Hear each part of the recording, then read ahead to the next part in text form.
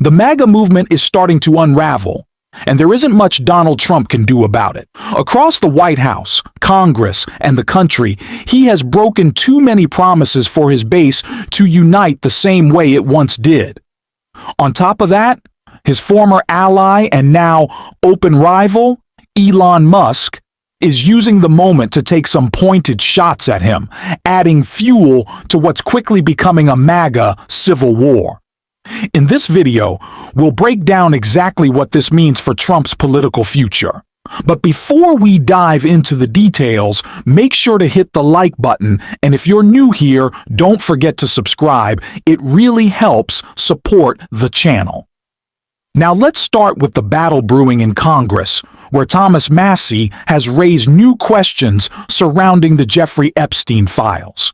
Is it that the Republicans fear Trump so much, but they agree with you privately? Are they just talking about that for a minute? Yeah. Is that it? That's it. That's it in a nutshell. I don't think my colleagues are happy about covering up for pedophiles, but that's what's happening. And it's so sick and twisted. The reason they're doing it is because they're terrified of President Trump's political machine. Not just his legislative affairs folks are reaching out from the White House to every Republican member of Congress who might think about co-sponsoring this. They're getting calls from the political machine that Donald Trump runs. We've got members of Congress who have aspirations of running for statewide office, and they can't win a statewide office in a Republican primary with Donald Trump on the other side. So they're terrified of him. With three big exceptions, 3 women have co-sponsored this resolution: Marjorie Taylor Greene, Lauren Boebert, and Nancy Why Mace. aren't they terrified of President I Trump? think, number one, because they're women, they feel obligated to take up for the women who've been abused. Donald Trump is a sick, depraved individual, and everything he did with Jeffrey Epstein should come to light. Because I guarantee that in this instance, somehow, someway, the cover-up isn't worse than the crimes. That is why Donald Trump is doing everything he possibly can to hide the crimes he committed alongside Jeffrey Epstein. And that is a level of disgracefulness hard to beat unless you're a MAGA Republican in Congress stooping to Donald Trump's level, bending the knee to him. If Donald Trump has reached a low in politics we never thought imaginable, then how low do you have to go to bend the knee to him and say, yeah, I guess we're covering this up for you? It is disgraceful. And to not believe the actions that you're taking to be talking behind Trump's back to Thomas Massie about how angry you are with the way that your MAGA movement is going just shows how pitiful and pathetic these people are. They talk about strength so much in MAGA, and they have none of it.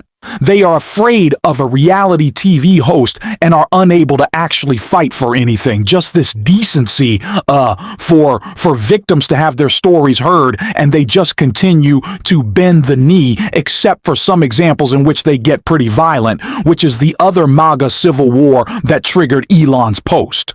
But first, we have to break it down. It was Scott Bessent. I'm gonna punch you in your effing face.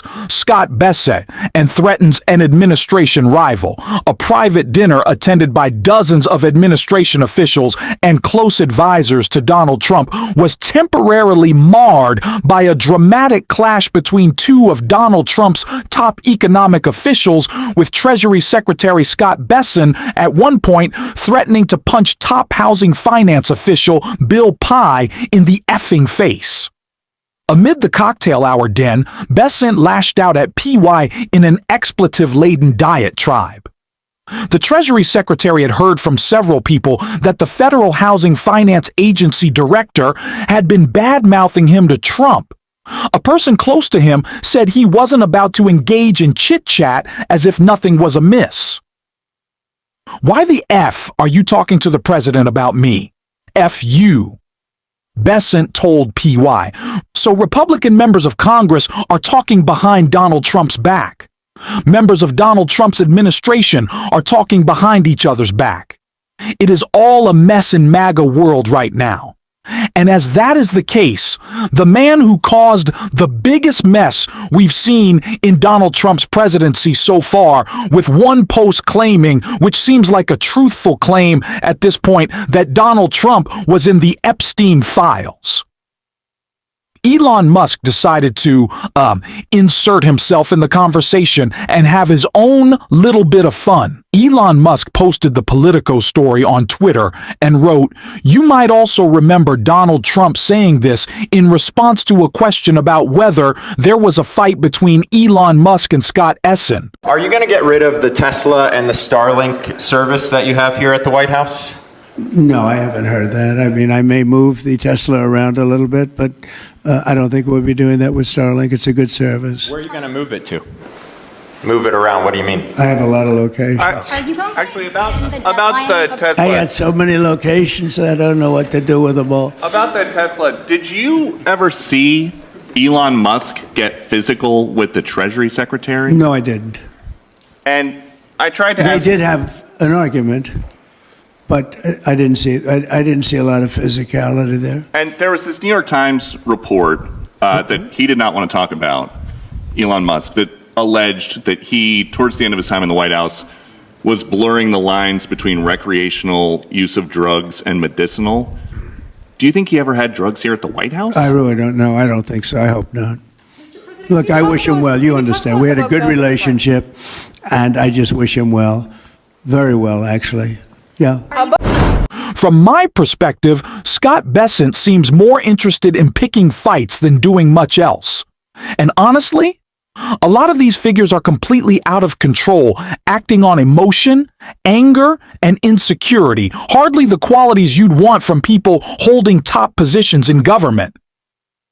Now, I usually don't enjoy seeing Elon Musk's posts pop up on my feed, but this was one rare case where he was well within his rights to poke fun at the situation. It's not just damaging, it's also deeply embarrassing.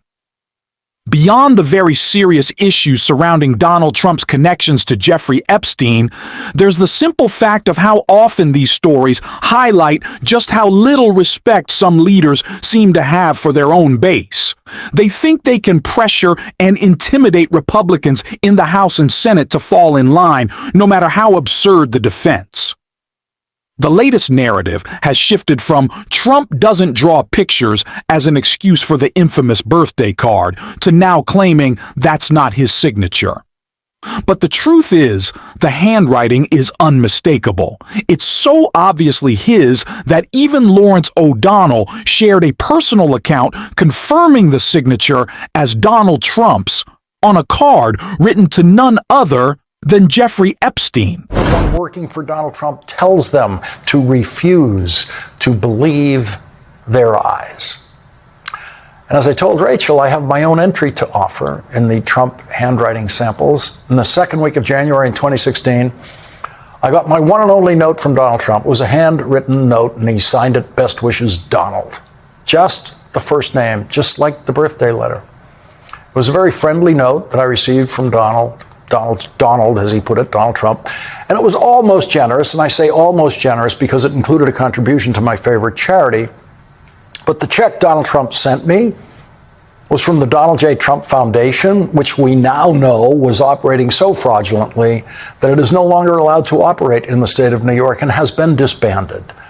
The Donald J. Trump Foundation, according to an investigation by Attorney General Letitia James, was filled with money that did not come from Donald Trump. And so if Donald Trump made a rare contribution from the Donald J. Trump Foundation, it usually wasn't his money. The Trump check that he sent was for $10,000. It was from the Donald J. Trump Foundation. And on the show that night, I told the story of receiving the check from a presidential candidate and how surprised I was that it came from someone who up to that moment had been publicly attacking me for 5 years, first for calling him a liar in 2011 when he opened his mouth about President Obama's birth certificate, and many times after that. By the time Donald Trump's friendly note arrived with that check, he'd already called me in various tweets one of the dumber people on television, dopey, a fool, and many more such things. And back when I was accurately predicting the exact day when Donald Trump would announce that he was not running for president against President Obama in 2012, Donald Trump tweeted, "Lawrence will soon be off TV, bad ratings. He has a face made for radio." Donald Trump was actually privately urging NBC to get rid of me in those days, and so the friendly note came as a surprise in January 2016 from someone who I didn't know and who I believed hated me. And on the show that night, It's honestly embarrassing how little respect the MAGA movement seems to have for its own supporters. Donald Trump believes that by pushing this latest excuse, his base will simply fall back in line. And yes, some will, but not nearly enough to make his problems go away. That reality doesn't just affect Trump, it's also a serious issue for many MAGA-aligned Republicans running in districts that aren't guaranteed safe seats. We're talking about races in places like Texas, Missouri, Ohio, and Florida, where Trump has been trying to tighten his grip. He needs those seats to continue advancing his political agenda. But here's the challenge. If Representatives Thomas Massie and Ro Khanna succeed in gathering enough signatures on their discharge petition, it would force a full vote on the House floor regarding the Epstein files. At that point, every Republican will be required to go on record, and that is a vote many of them would rather avoid, because either way, it damages their political future. It's a no-win situation for Trump's movement, and the cracks are starting to show. We'll continue covering this story every day, so if you want to stay updated, make sure to hit the subscribe button, drop a like on this video, and if you've made it this far, leave a blue heart in the comments. Thanks for watching, and until next time, I will see you soon.